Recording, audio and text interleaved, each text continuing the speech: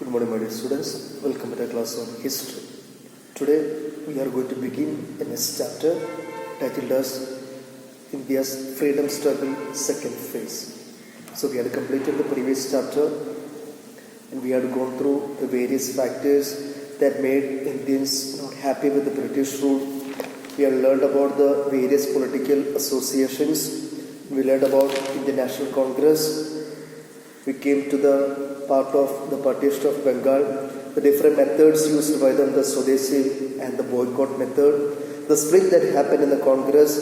Last part that we learned about the revolutionary phase. Now we move on to the next chapter, that is India's freedom struggle second phase. The first topic that you are going to learn in this particular chapter is about Home Rule movement. Home Rule movement.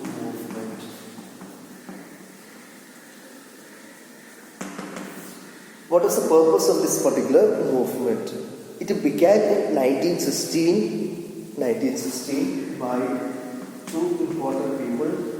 The first one, Annie Besant, second, Bal Gangadhar Tilak. These are the two people who began this particular Home Rule movement in India in 1916. And when they began this particular movement, they had two different objectives. The first one, attainment of the self-government within the British Empire. What does it mean? Attainment of self-government means India will have a government of its own, but India will be under the British Empire. That's what you by the term called attainment of self-government within the British Empire, which means India will have a government of Indians, but it will be under the British Empire. Second one, inspired the educated people or inspired the Indians, or they aspired or they asked the Indians to organize public opinion towards the attainment of self-government. So it means they wanted to gather the opinion and they wanted to collect the opinion or organize the opinion towards the attainment of self-government. These are the two things that are done by them. The main important concept is self-government, attainment of self-government within the British Empire, and gather the opinion, the public opinion towards the attainment of this particular concept called self-government within the British Empire. So these are the two important objectives of a Home Rule movement. The first one, attainment of self-government within the British Empire. Second, gather the opinion towards the concept of towards attainment of self-government. And the main important positive element of this particular Home Rule movement was they could bring women into the Indian national movement. The emergence of a woman into the Indian national movement. So this is what you mean the term called Home Rule movement. So it was begun in 1916 by Annie Besant and Bal Gangadhar Tilak. There are two objectives. The first one, attainment of self-government within the British Empire. Second, gather the public opinion towards the attainment of self-government. And main positive impact of this particular movement was the emergence of women to the Indian national movement. So that's the first topic of this particular chapter. Now moving on to the second one. The second thing to be learned, that is a Lucknow session. Lucknow session.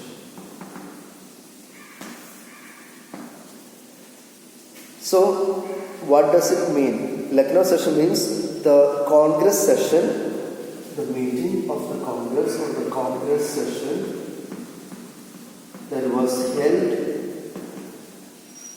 in Lucknow in 1916. 1916 we had the Congress session at Lucknow, that is known as a Lucknow session. And what are the two important developments? Which means what are the two important things that happened in this particular meeting? The first one, it reunited the the early nationalist and the assertive nationalist. If you remember the previous chapter, we have learned about the Suraj split that happened because of their objectives and methods. The Congress was divided into two. In the 1907, the Suraj split, and the reunion happens in 1916 with the Lucknow session, which means it reunited, which means it brought together, reunited both the early and the assertive nationalists. And next thing what happened was that there was a Lucknow Pact, an agreement, Lucknow Pact signed between Congress and the Muslim League.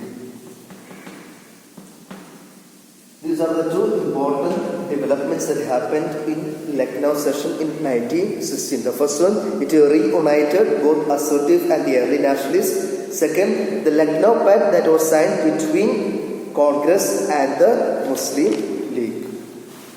I hope you are clear with these two topics. The first one, Home Rule Movement. Second, the Lucknow session. Now let's move on to the next topic, that is the emergence of Mahatma Gandhi. The important role that was played by Mahatma Gandhi.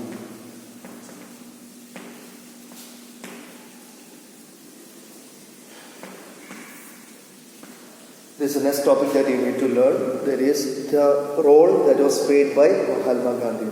So as all of you know, he was born on October 2nd, 1869, the place called Porbandar in Gujarat. He completed his early education in India and went to England to study the law. Once he completed his studies in law, he went to South Africa to practice his particular what he learned, the law. So born on October 2nd, 1869 in Porbandar in Gujarat. He completed his early education in India. He went to England to study the law. He went to South Africa to practice the law. And once he was in South Africa, what did he do? He fought against the oppression of white rulers on the Indians living there. The oppression that was done by the white rulers on the Indians living there. And what was the main contribution of Gandhiji? He began the concept of Satyagraha, the most important element. Satyagraha, and also non-violent struggle. Satyagraha means non-violent struggle against the oppression. This concept of Satyagraha is based on two concepts, two different terms. First one is Satya, which means truth. The first is based on Satya, second is based on Ahimsa, that is non-violence.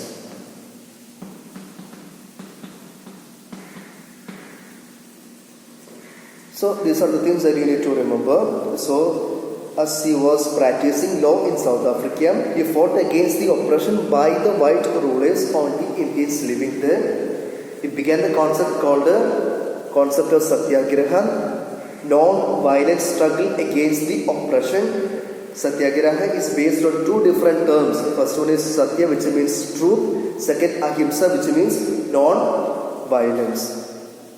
And in 1915, Gandhiji returned to India, and what did he do? He traveled across India to understand the conditions of Indian people. So as he returned to India in 1915, he traveled across the country to understand the real conditions of Indians. So what did he do? He understood that the truly national struggle is not only to get the independence, to get the freedom, but to reform the society at first. Yes, of course, we need to get the independence, that is first thing, but even before getting independence, what should we do? Gandhiji understood that we need to reform the society. That's what he understood by traveling across the country to understand the conditions of the people. He understood that even before getting independence, so yes, we need to get independence, but at the same time, it is very important to reform the society in which they were living. So what did he do? He founded the Sabarmati Ashram.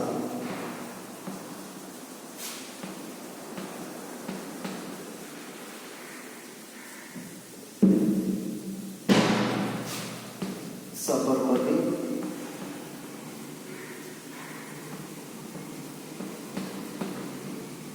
Ashram.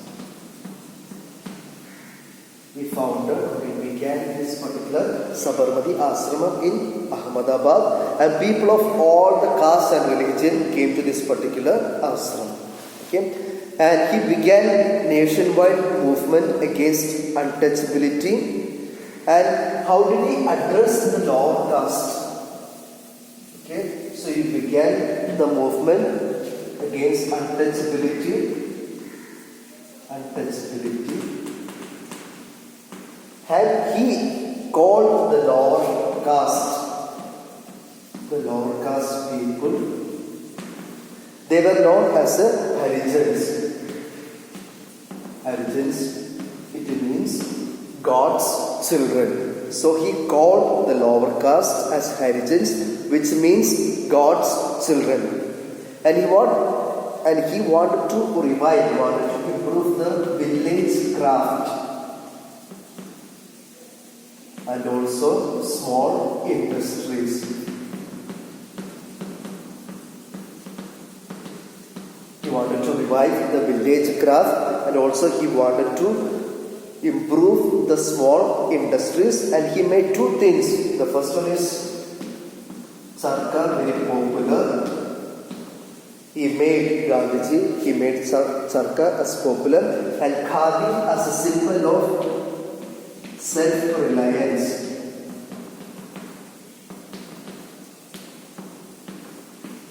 He made Charkha very popular, and he made this khadi as a symbol of self-reliance. Okay, these are the things that he wanted to improve in the society. Now moving on to his early campaigns. Okay, how did Gandhiji enter into the freedom struggle? His social ideology, his concept about the society, strengthened his political activities. So, and what did he transformed this national movement into mass movement. This is the most important thing that he has done.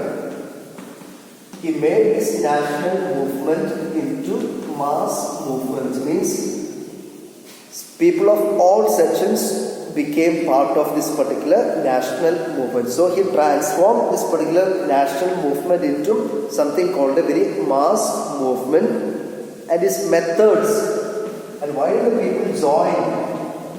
His methods were very simple that attracted the people. He did not give very complicated methods for them. He gave them very simple methods, his methods were very simple, and the people were attracted by his simple methods. So this particular national movement became a mass movement. Okay. Now there are three important steps taken by Gandhiji that opened his entry to Indian national movement. There are three important steps that you learn in the coming class. So kindly go through the video once again and understand the three things that you have learned today: Home Rule movement, the Lucknow session, and the beginning of Gandhiji into Indian politics. We will see the different steps taken by him, the three different incidents where he was involved. That was the entry of Gandhiji into the national movement. So kindly, I have sent the notes. Complete the notes. Watch the video along with the notes so that you will be able to understand. Thank you.